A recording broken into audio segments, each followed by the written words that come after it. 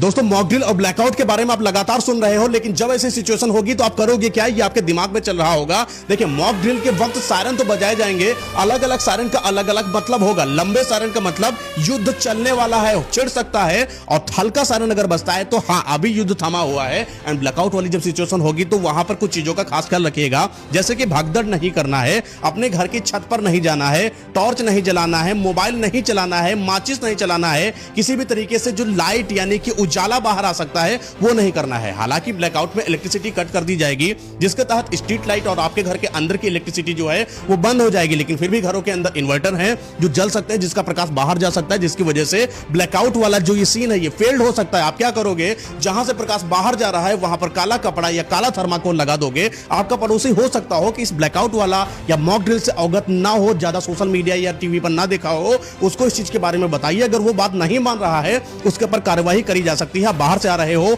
Blackout वाली situation हो सकती है, अगर तो वाहन को रोकिए, चाबी बंद करिए, बाहर उजाला नहीं जाना चाहिए, लाइट नहीं निकालनी चाहिए। ये चीज की जिम्मेदारी आपकी बनती है। अलग अलग देशों में ये मॉक ड्रिल और ब्लैकआउट वाली सिचुएशन को क्रिएट करा जाता है। हमारी जनता के बीच में आज दूसरी बार ये आया है, लेकिन अलग देशों को ये पहले से ट्रेन करा जा चुका है, जिसकी वजह से उनकी जनता युद्ध के दौरान अपने आप को सचेत रखती है और युद्ध वाली सिचुएशन उनके लिए कोई अनजान नहीं होती है। जैसा हम लोगों के लिए कोई बड़ा हवा बना है, it's just normal, it's only a training जो आपको प्रिपेयर करा जा रहा है कि जब युद्ध होगा तो आप अपने आप को कैसे बचाओगे। ब्लैकआउट वाली सिचुएशन में कई सारे देशों में उनकी जो छतें होती हैं उन पर काला थर्माकोल या काले कपड़े से अपने आप को वो जनता बंद कर लेती है, क्योंकि वो सचेत है, क्योंकि हम अपनी धरोहर जो हमारी इंडिया की है उनको हमें बचाना भी है युद्ध के दौरान। तो हम उनको भी कैसे सुरक्षित करेंगे, मॉक ड्रिलिंग में इन सारी चीजों को बताया जाएगा। ब्लैकआउट में कैसे अपनी धरोहर को छुपाया जाता है ये बताया जाएगा। अपने बच्चों को, बुजुर्गों को, अपनी महिलाओं को, हर एक इंसान को सेल्फ डिफेंस के बारे में सिखाइए। क्या चीज सेल्फ डिफेंस में जो यूज होती है वो उनका बैग तैयार करिए, उनके पास होना चाहिए। हालांकि